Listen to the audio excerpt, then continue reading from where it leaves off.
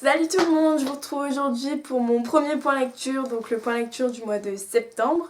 J'ai lu 3 romans et un manga, donc c'est plutôt pas mal sachant que j'ai repris les cours et les devoirs et que je lis surtout dans les transports en commun. Je voulais aussi vous prévenir que j'ai pas de blog, j'écris pas de chronique, du coup je vais essayer de vous donner mon avis le plus complet en vidéo, donc je m'excuse par avance si c'est un peu long. Je vais pas faire durer cette vidéo encore plus longtemps, donc on va commencer tout de suite, c'est parti. Alors avant tout, je voulais vous parler du roman que j'ai fini il y a à peu près 1 heure. Il s'agit de L'épreuve, le tome 2, La Terre brûlée de James Dashner. Si vous connaissez pas encore cette trilogie, vous devriez vous lancer, c'est très cool. Je vais pas vous faire un résumé parce qu'il s'agit d'un tome 2, je voudrais pas vous spoiler le tome 1, mais en tout cas, ce qu'il faut savoir, c'est qu'on retrouve Thomas et ses amis dans une nouvelle épreuve qui est d'autant plus horrible que la première, j'ai trouvé. J'ai beaucoup aimé ce roman, beaucoup plus que le tome 1, mais j'arrive pas à expliquer pourquoi, peut-être parce que je connais les personnages, je suis attachée à certains d'entre eux. Peut-être que c'est pour ça, je sais pas trop. Mais en tout cas, j'ai vraiment aimé. Il y a énormément d'action,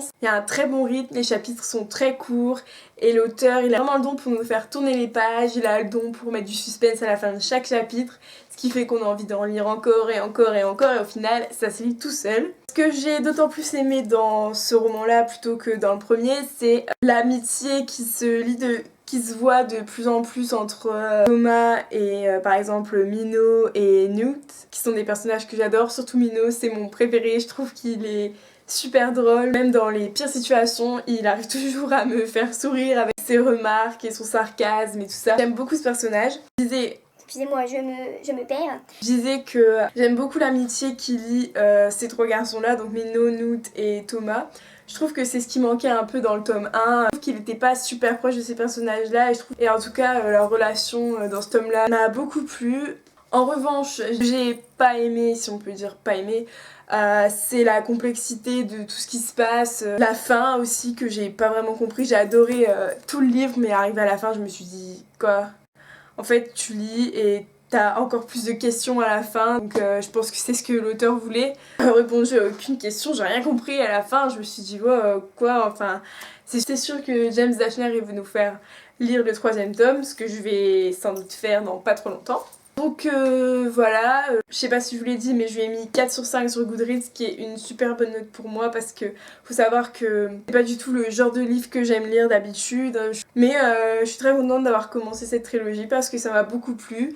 Je vous le conseille et je suis pressée de voir le film, même si je viens de voir la bande-annonce et que j'ai juste pas compris ce qu'ils ont fait. J'ai l'impression que ça n'a rien à voir avec le livre et c'est vraiment dommage parce que je trouve que l'histoire du livre, ça aurait été hyper sympa en film. Et j'espère qu'ils sont pas vraiment tout modifiés, ça serait vraiment super dommage. Je vais aller au plus vite me faire mon avis sur ce film. Ensuite, les 2e livres que je vais vous présenter, c'est le livre que j'ai fini début septembre, donc j'ai commencé en août, ce qui fait que les détails sont pas très frais dans ma tête, mais je vais essayer de vous en parler quand même. Il s'agit de Loin de tout de J.A. Rednerski. C'est un new adulte dont j'avais beaucoup entendu parler. Je dirais pas que je l'ai pas aimé, ça a été une lecture hyper agréable, je lui ai mis 3 sur 5, donc c'est la moyenne, c'est pas mal, mais ça a pas été non plus un truc de fou. Je pense que c'est parce que j'avais entendu énormément d'avis positifs sur ce livre, j'étais un peu déçue, du coup je m'attendais à beaucoup plus que ça. Donc pour vous résumer très rapidement, c'est l'histoire de Camryn, qui est une jeune femme de 20 ans, qui décide de tout plaquer et de partir sans savoir vraiment où, après que son petit ami soit décédé d'un accident de voiture. Je vous spoil pas, hein, je crois même que c'est écrit dans le résumé. Peut-être pas, mais en tout cas vous le savez dès les premières pages. Donc, sur son chemin, elle va rencontrer Andrew, qui est un garçon parfait, si on en croit la description si on en croit cette description, qui est un peu paumé, qui a des problèmes avec sa famille, qui a plein d'autres problèmes qu'on va découvrir au fur et à mesure, et qui va lui proposer tout simplement de partir avec lui dans sa voiture et de faire un road trip pour aller je ne sais où. Et sur un coup de tête, elle va se dire pourquoi pas, et elle va y aller. Donc on suit ces 2 personnages pendant leur road trip, on voit leur voyage, on voit les gens qu'ils rencontrent, ce qui se passe entre les deux, la complicité qui se crée, et ça m'a beaucoup plu. En plus l'auteur aussi est est vraiment forte pour nous faire tourner les pages parce que on a toujours envie de savoir ce qui va se passer, il y a du suspense, il y a des rebondissements, même si bon c'est pas un truc, c'est pas du fantastique, hein, c'est hyper réaliste, mais il se passe toujours des choses et franchement j'avais jamais envie de le reposer, je l'ai eu super rapidement. Plus de ça, le principal rebondissement, donc ce qui se passe vers la fin, je m'y attendais pas du tout, enfin je savais qu'il allait se passer quelque chose qu'on pouvait pas prévoir, mais je m'attendais pas du tout à ça. Sinon, je voulais, avant de passer au point plus négatif, je voulais aussi dire que j'ai beaucoup aimé le personnage de Nathalie, qui est la meilleure amie de Cameron. On voit au début et à la fin. J'ai trouvé que c'était une super bonne amie, même si au début on dirait pas. Ensuite, maintenant on va passer à ce qui m'a un peu moins plu. Donc personnellement, j'ai trouvé qu'il y avait énormément de clichés dans ce livre. Par exemple, Andrew qui est parfait, super beau, super bronzé, brun, et en plus, qui chante comme un dieu. Donc j'ai trouvé ça un peu gros, hein. Je veux dire, des garçons comme ça, on n'en rencontre pas à tous les coins de rue, et elle, comme par hasard, elle tombe sur lui dans un bus et hop, il l'emmène faire un road trip. Enfin, j'ai trouvé ça un peu gros, mais bon, ça passe encore. Mais en plus, Cameron, c'est le cliché même du personnage de New Adult, je trouve. Elle est blonde, elle est décrite comme étant magnifique, mais elle a pas confiance en elle. Donc le garçon, il va essayer de lui donner confiance en elle, lui faire faire des trucs qu'elle pensait pas pouvoir faire et tout ça. Et il y a certaines scènes qui m'ont fait lever les yeux au ciel parce que c'était trop, il y avait trop de romantisme. Mais ça après, ça dépend des goûts, des couleurs. Il y a des gens qui adorent ça, mais moi des fois je trouve que c'est beaucoup trop et voilà, ça a du mal à passer pour moi, mais sinon, ça reste un roman hyper sympa à lire et que je vous conseille. J'ai entendu dire qu'il y avait un tome 2. Personnellement, je vais pas me jeter dessus parce que je pense que ce roman, il suffit à lui-même pour le moment. Enfin, j'aurais pas forcément ajouté une suite. Mais bon, pourquoi pas, hein, je le lirai sans doute un jour, mais là, je vais pas sauter dessus, donc voilà. Ensuite, troisième roman, il s'agit de vous parler de ça, de Laurie L. Sanderson. Je l'avais présenté dans mon book haul du mois de septembre.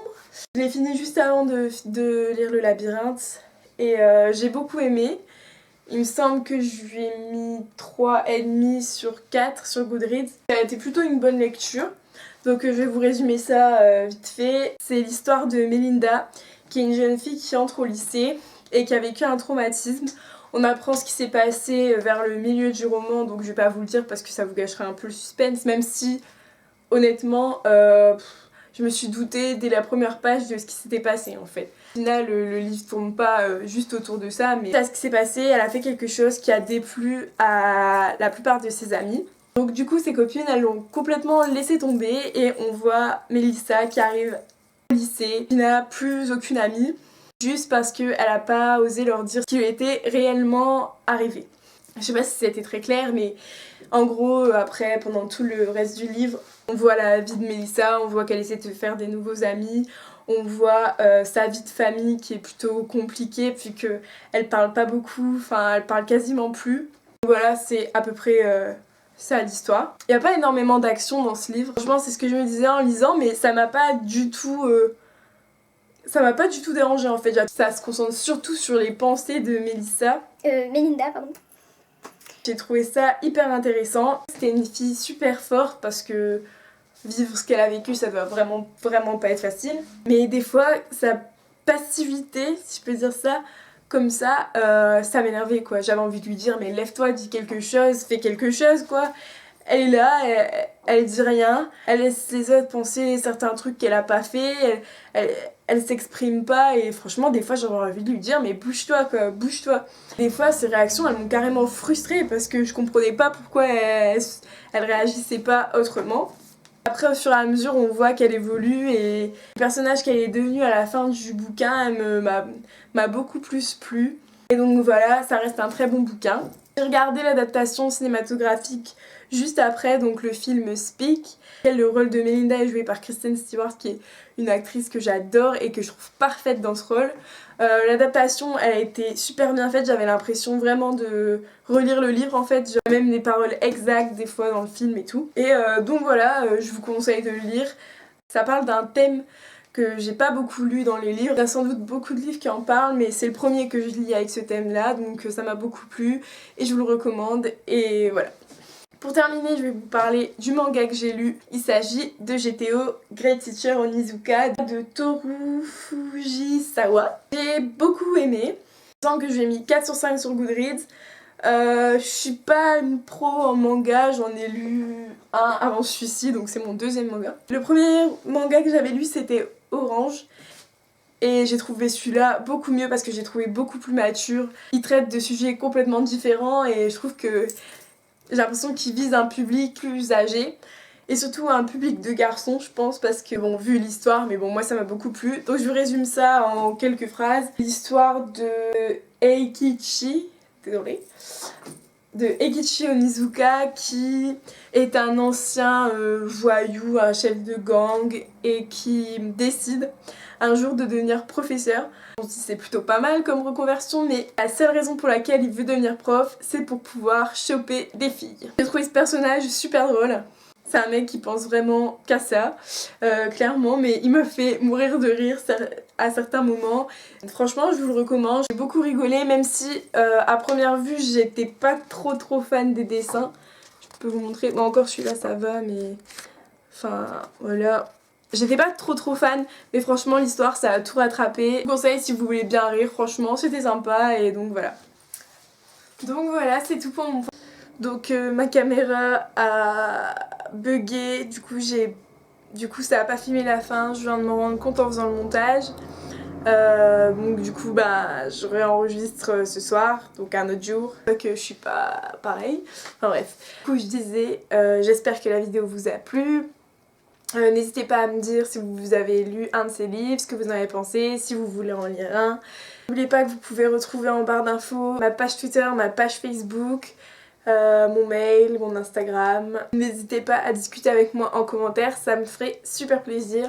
Je vous fais des gros bisous et je vous dis à bientôt pour une prochaine vidéo. Bisous!